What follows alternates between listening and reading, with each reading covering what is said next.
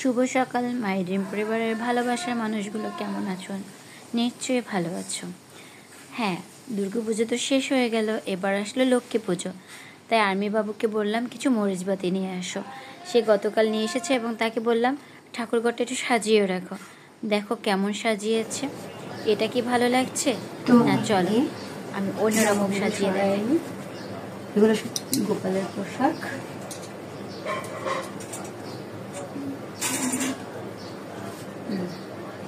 যেহেতু current short করতে পারে, লাইটগুলো অফ করে দিই।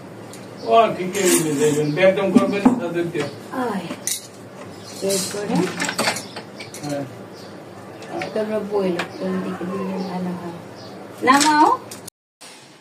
আমি চেষ্টা করছি আমার মতো সাজাতে, তোমরা বইলো কেমন লাগছে আর কেমন সাজালে ভালো হবে তাও কিন্তু কমেন্ট করে জানাতে ভুলবে না। আমার এখানে ঠাকুর ঘর অত বড় না, তো ছোট্ট।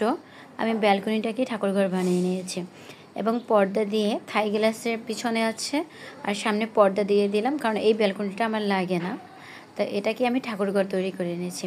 তাই প্রথমে আমি জামা শুকা দেওয়ার যে ক্লিপগুলো ওগুলো দিয়ে সিকিউর করে নিচ্ছি, কারণ কি প্রথমে যদি আমি এটাকে বেঁধে দেই তাহলে আর আমার খুলতে সমস্যা হবে, বা এখানে কস্টেপও কিন্তু লাগতেছে না।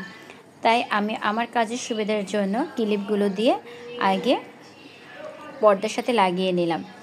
তারপরে আমি এটি আবার সুই সুতা দিয়ে সেলাই করে দেব, কারণ কি নইলে তো এটা থাকবে না, পর্দার সাথে এমনি এমনি তো লেগে থাকে না। হয়তো বা সেরকম কষ্ট দিতে হবে বা এরকম সেলাই করে দিতে পারে, আর ক্লিপগুলো থাকলে দেখতেও ভালো লাগবে না। তো হয়ে গেল, এবার দেখো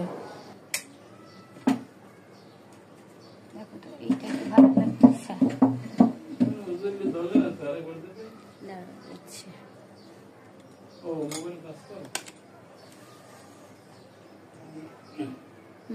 এখন কি ভালো লাগছে? এবার ঠিক আছে না বাপি?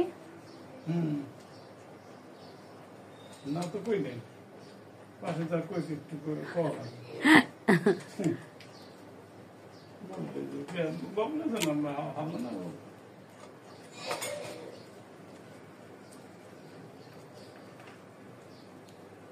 এবার ঠিক আছে? তোমরা বলো কেমন হয়েছে। যদি এটা ঠিক থাকে তাহলে ঠিক আছে, তাহলে যদি এটা কোনো পরিবর্তন করতে হয় তাও কমেন্ট করে জানাবে।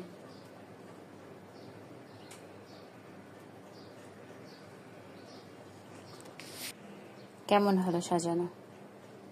এখনো ঠাকুর পুজো দেয়নি, দিব। ঠাকুর শয়নে আছে, এই যে মশারির ভিতরে ঠাকুর ঘুমাচ্ছে। ঠাকুরের একটু তুলবো, ঠাকুর পূজা দিব।